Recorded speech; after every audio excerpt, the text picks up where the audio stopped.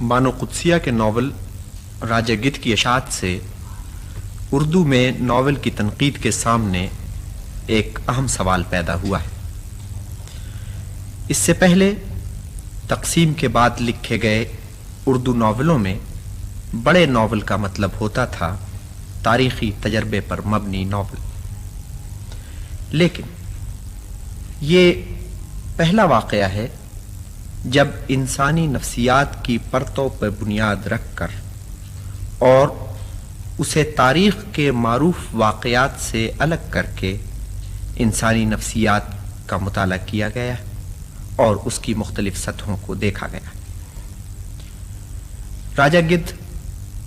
बुनियादी तौर पर एक अहम नावल इस हवाले से भी है कि इसमें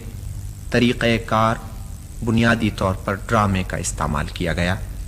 यानी एक किरदार को एक महदूद मंजर में रखकर उसके तारोपूद और उसके पूरे ताने बाने को गौर से देखा गया और उसके साथ साथ इंसानी ताल्लुकात की वसी होती हुई और फैलती हुई हदों को समेट कर एक बहुत मुर्तकिस मंजरनामा तरतीब दिया गया है। अगर हम इस नावल को मुख्तसरन बयान करने की कोशिश करें तो हम ये कहेंगे कि बुनियादी तौर पर ये मोहब्बत के तजर्बे पर अपनी बुनियाद रखता है और उसी तजर्बे के मुताले से इंसानी ज़ात की गहरी तहों में उतरता जाता है। लेकिन यहाँ एक बात का ख्याल रखना बहुत ज़रूरी होगा कि जब हम राजा गिद्ध के पस मंज़र में मोहब्बत का लफ्ज़ इस्तेमाल करते हैं तो उसके मानी हैं आम हिस्सियाती सतह से लेकर नफ्सियाती परतों से गुजरते हुए और रूहानियत की आला तरीन सतहों तक पहुंचना, और इस पस मंज़र में बल्कि इस जाविये से इंसानी जिंदगी में हासिल के तसव्वुर का मुताला करना। राजा गिद्ध में बानो कुद्सिया ने दो बातें ऐसी अहम उठाई हैं जो इससे पहले शायद उर्दू नावल में कभी नहीं उठाई गई। एक तो ये कि मोहब्बत का तजर्बा या कोई भी तजर्बा आम इंसानी हिस्सियाती सतह से जब ऊपर की तरफ सफ़र शुरू करता है और नफ्स, कल्ब और रूह की मंजिलों से गुजरता हुआ इंसानी हकीकत की सतह को छू लेता है तो मुख्तलिफ सतहों पर उसकी कैफियत क्या पैदा होती है,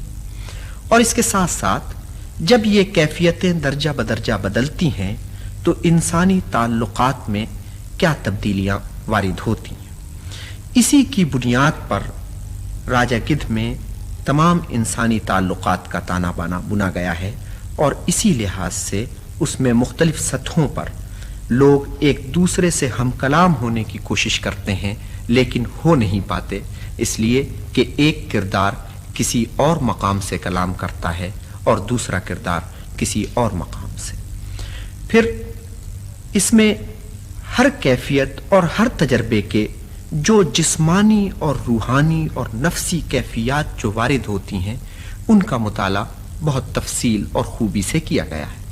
इस मुख्तसर सी गुफ्तगू में इस तफसील को समेटना मुमकिन नहीं है, लेकिन इतना बहरहाल कहा जा सकता है कि इंसान का बुनियादी क्राइसिस, उसकी रूह का बुनियादी बुहरान जो मोहब्बत के हवाले से इंसानी ताल्लुकात में एक मसावात और एक इक्वेशन की तलाश के एतबार से पैदा होती है, उसमें बानो कुद्सिया का ये नावल एक बहुत अहम और बड़ा कारनामा है। और उन्होंने इस सारे बुहरान को हकीकत निगारी के जरिए, बल्कि मैं ये अर्ज करूंगा कि एक बहुत खौफनाक हकीकत निगारी के जरिए हमारे सामने पेश किया है, और इस सारे तजर्बे में कारी मुख्तलिफ सतहों पर जो माशरती भी हैं, नफ्सियाती भी हैं और रूहानी भी हैं, इस तरह शरीक होता है कि नावल उसका तजर्बा बन जाता है और बिल आखिर इंसान की हकीकत में उसके तजर्बों का सिमटना उसके कारी का एक तजर्बा बन जाता है। एक अहम बात जिसकी तरफ यहाँ तवज्जो दिलाना ज़रूरी है वो ये है कि इंसान की इस पूरी कैफियत पर उसके नफ्सी और रूहानी लैंडस्केप के बंजर होते जाने और उसमें सरसब्जी की तलाश के अमल पर बानो कुद्सिया ने پرندوں کو شاہد ٹھہرایا ہے۔ ناول کے مختلف ابواب سے پہلے ابواب پرندوں سے متعلق ہیں، اور اس کا مطلب یہ ہے کہ انسان کی کیفیت پر انسان سے پہلے موجود مخلوق کو گواہ ٹھہرایا گیا۔